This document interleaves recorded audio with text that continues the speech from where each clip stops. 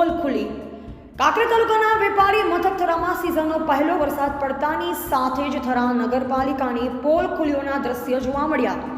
પ્રાપ્ત વિગત અનુસાર કાંકરેજ તાલુકાના વેપારી મથક થરા નગરપાલિકામાં સિઝનનો પહેલો વરસાદની શરૂઆત થતાની સાથે થરા શહેરના અનેકો વિસ્તારમાં વરસાદી પાણી ભરાયા, જેવા કે અમીધારા, શોપિંગ, ચૂના ભંડારની બાજુમાં કચરાના મોટા ઢગ જોવા મળ્યા। ગટરો ઉભરાતી નજરે પડી થરા શહેરના જાહેર માર્ગો અને થરા બસ સ્ટેન્ડ, માર્કેટયાર્ડ, બનિયા તળાવ મુસાફરોને અવરજવર માટે ભારે હાલાકી ભોગવવી પડી રહી છે। થરા યુજીવીસીએલ તંત્રની ઘોર બેદરકારી આવી સામે થરા નાના જામપુર રોડ ઉપર આવેલ શાક માર્કેટ પાસે મેઇન વીજ ડીપીની બાજુમાં મેઇન વાયર ખુલ્લી હાલતમાં અને મેઇન સ્વિચ લટકેલ હાલતમાં જોવા મળતા યુજીવીસીએલ તંત્રની લાપરવાહી દેખાઈ રહી હોય તેવું લાગી રહ્યું છે।